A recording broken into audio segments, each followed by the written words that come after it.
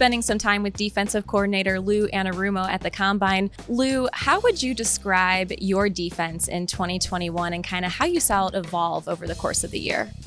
Well, I thought it was a great group of men, first and foremost. And those guys, you saw their resiliency throughout the year. It never slowed down. It never relented. And just a bunch of guys that wanted to come out and prove people that they were good enough. And they did that throughout the year.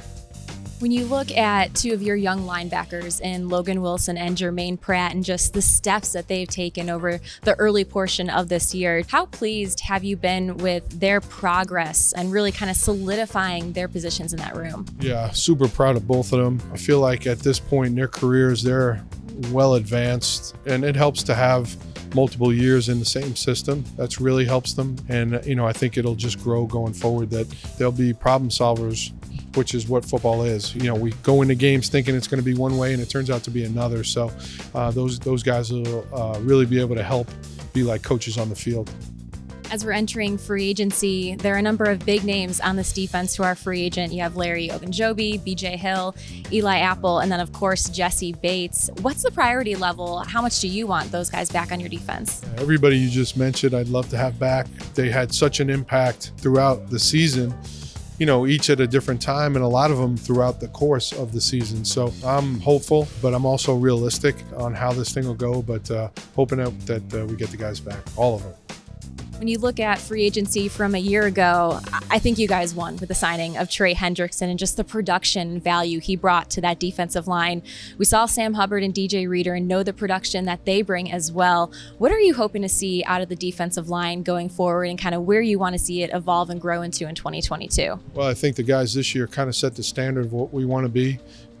Stopping the run first, that showed itself so well in the Super Bowl. And I think hopefully, again, it is Larry and BJ there continuing to grow. But this year, those guys said, all right, this is what we are, and we got to just keep going from there. And Coach, I have to ask, what were your second half speeches like to this team? Because you look at what your defense did coming out there in the third quarter. I mean, it was something impressive this season.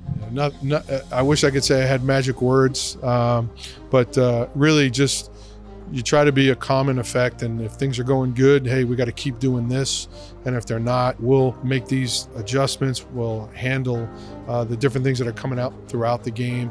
Go out there and play your best ball here in the second half, but really no craziness or anything that was magical. I can tell you that was all the players.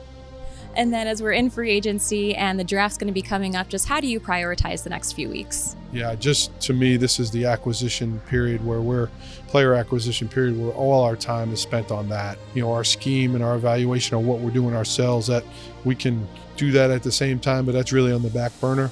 It's more about making sure we get the right guys, continue to get the right guys in the building, and go from there.